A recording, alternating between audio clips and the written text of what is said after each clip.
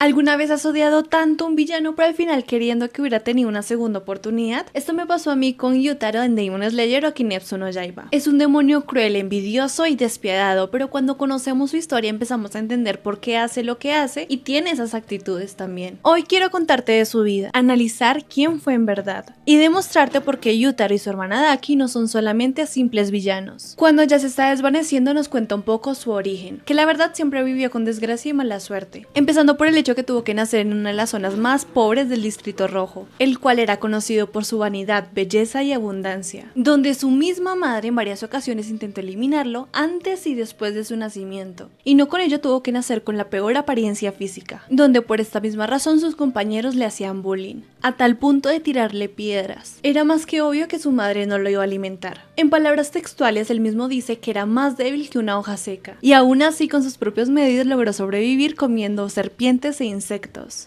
Es más que evidente que en su infancia no pudo tener ni siquiera la más mínima prueba de amor o de compasión, donde él mismo dice que pareciera que todas las malas palabras hubieran sido específicamente creadas para él. Imagínate crecer escuchando que no vales nada, que eres una carga. Ese resentimiento fue lo que fue moldeando su carácter. Aprendió a sobrevivir siendo cruel y agresivo, porque absolutamente nadie le dio cariño ni lo más mínimo de dignidad.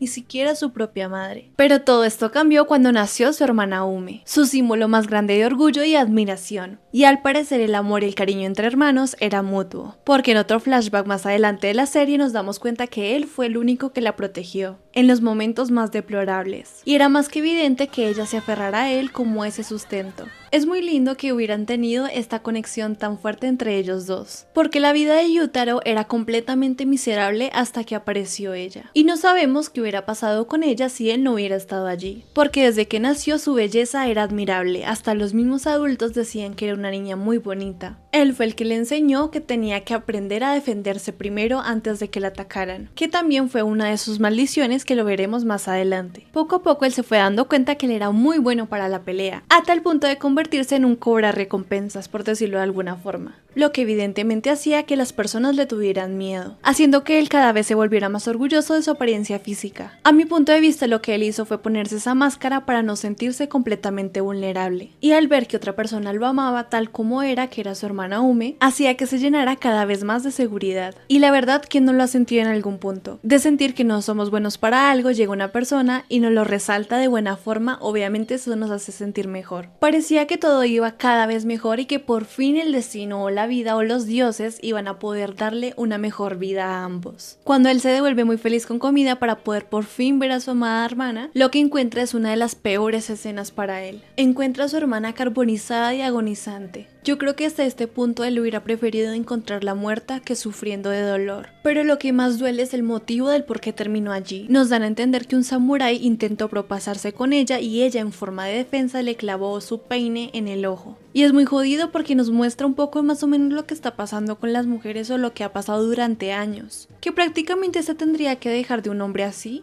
solamente para que ella no sea la perjudicada. Es evidente que Yutaro se echa la responsabilidad de todo porque él fue el que le enseñó prácticamente que se defendiera, pero es muy probable que nosotros también le hubiéramos dado ese consejo. No estoy de acuerdo que solamente por intentarte defender, solamente por el hecho de ser mujer, seas la perjudicada. Entonces, por conocer todo este contexto es lo que nos hace sentir la escena así como él lo sintió en ese momento. Y no acabando con ello y con todo ese sufrimiento, quieren terminar de llegarlos a rematar, para terminar de quitar una basura en el mundo. O más o menos eso es lo que nos dan a entender tanto el samurái como la señora que estaba con él, que prácticamente ella era la encargada de vender a las mujeres a los demás. La verdad es que a mí sí me generó un poco de satisfacción cuando Yutaro, de manera completamente sorpresiva, la termina eliminando, porque a mi punto de vista lo que yo vi es que él no quería que ella volviera a repetir lo mismo con otras mujeres, así como lo hizo con su propia hermana Ume. Y era más que evidente que el samurái tenía estos símbolos de superioridad, que no terminaron en nada porque nos dimos cuenta que Yutaro era mucho más fuerte que él. Y aunque el samurái sí logró lastimarlo a tal punto de hacerlo desangrar, Yutaro terminó eliminándolo, rogándole a los dioses y al cielo que por favor no se llevaran a su hermanita. Ni siquiera estaba rogando por él, ni por lo que le pasara. Y otra de las cosas que se notó que de verdad le estaba pegando fuerte es que tantas personas que vivían allí con ellos y ni uno solo los intentó ayudar, porque eran la escoria del mundo.